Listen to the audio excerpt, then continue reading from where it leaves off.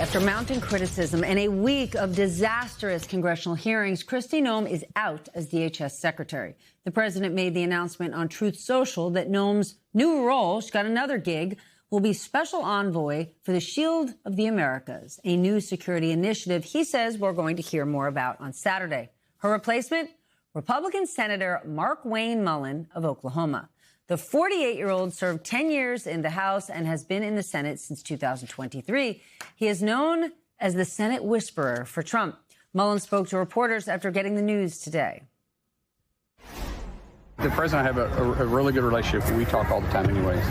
I've got to be honest with you, I wasn't expecting the call today, but it's super excited. You know, the Department of Homeland Security has a very broad jurisdiction, and I think there's a lot of work that we need to do. If Mr. Schumer wants to sit down and talk to me, I'm going to sit down and talk to him. I want to try to earn their support. Nothing's going to prevent me from doing my job. I'm going to enforce the policies and the laws that Congress has passed, and we're going to protect our homeland. Trump wants Mullin to start at the end of the month, but first he will need to be confirmed by the Senate, which is not expected to be a problem, considering he only needs a simple majority. Joining me now, Carol Leonnig, MS Now senior investigative correspondent. Okay, Carol, this is the first cabinet member to be ousted in Trump's second term. What's your reaction to the ousting, A, and B, that he's given Kristi Noem another job? I mean, she's being fired essentially for cause. Why give her another gig? You know, this presidency, this time around with Donald Trump stuff is just a little bit different than the first time around, because Donald Trump actually removed quite a few cabinet secretaries. And actually, if my count and my memory are right, I think he removed 3 chiefs of staff, maybe 4, depending on how you count one of that latter chiefs of staff. And he was not particularly worried about firing people that ticked him off. But this time around, he is not, and has told his close aides that he doesn't want to, quote unquote, give up scalps to bad press. If there's bad press about this secretary or this agency head, he doesn't want it to look like he's essentially making a mistake, or has, past tense, made a mistake by choosing these individuals. So Kristi Noem has been on thin ice for a long time. MS Now, for example, my colleagues reported that Trump was considering removing her in the fall. I believe that was November or December. And so she's been in trouble for a bit, and something was the straw that broke the camel's back, and that was the hearing the other day.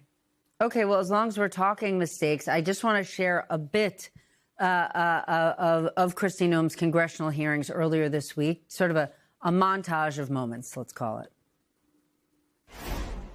The president approved ahead of time you spending $220 million running TV ads across the country in which you are featured prominently. Yes, sir. We went through the legal processes, did it correctly. Did the president know you were going to do this? Yes. He did. Mm-hmm. I'm not saying you're not telling the truth. It's just hard for me to believe. You decided to kill that dog because you had not invested the appropriate time in training, and then you have the audacity to go into a book and say it's a leadership lesson about tough choices. At that same lunch hour, you killed a goat. But my point is, those are bad decisions made in the heat of the moment. Not unlike what happened up in Minneapolis. Based on what you know today, were Renee Good and Alex Preddy domestic terrorists? There's ongoing investigations, and so I can't... So you still don't know? You think that's an open question? I would think you would want there to still be investigations going into these situations. Well, Trump says his decision to fire Noem stems mostly from her answers about the millions and millions of dollars spent on ad campaigns, but how much of this was about her performance? Remember, Trump built a made-for-TV cabinet, and she was not barking back at lawmakers like we've seen the others do. Senator,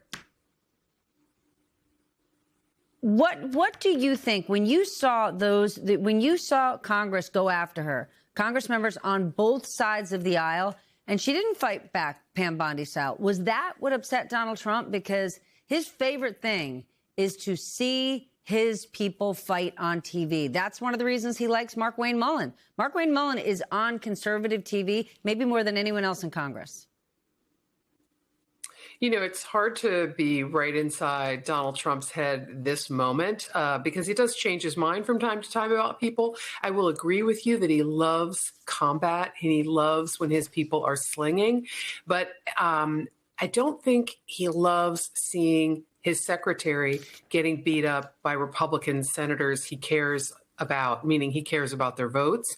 He cares about their positions. And, you know, let's be honest, whether or not Kristi Noem shot her dog is probably not the most important thing about being the Secretary of Homeland Security with 260,000 people. But it just, you know, to the Trump mindset, it's upsetting because it's on TV and she looks bad. End of story.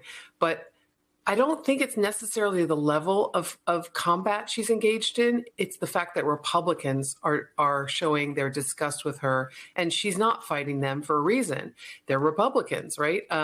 But she looks weak for sure, and Trump doesn't love that. He also, I'm told, did not love that she tagged him personally as the person who approved this $220 million in ads. Now, there's really good reason for her to believe that he supported that. I believe that that was reported a long time ago, that she gave a speech at a dinner, a conservative political action committee dinner, where she explained that Donald Trump wanted her to promote what she was doing at DHS. But he did not like how personal that was, Steph, about, you know, here is the president telling you. Go ahead. Even if Trump said, go out there, make an ad campaign, tell the country, that's different from Trump saying, give a no-bid contract to a company to put on this campaign. And, oh, by the way, you have close personal ties to this company. And 9 days before you signed off on this contract, the company didn't even exist. That's different from Trump saying, yeah, go out there and promote this. Absolutely, it's different. But, Steph, let's also remember past and how it can be a lesson for the future. Donald Trump hasn't particularly been upset by wasteful spending and no-bid contracts. It's more about the personal nature of this, saying that he approved something that's super contentious right now. Carol, thank you so much. We have to leave it there because we've got breaking news out of Texas. Republican Congressman Tony Gonzalez just announced he will drop his bid for re-election. Of course, earlier this week, after advancing to a runoff in the Republican primary, he admitted to an affair with a staffer who later killed herself. Today, House GOP leaders asked Gonzalez to drop his bid. He says he will serve out the rest of his term. So they said, you can keep doing your job. You don't have to go anywhere, but you cannot run again.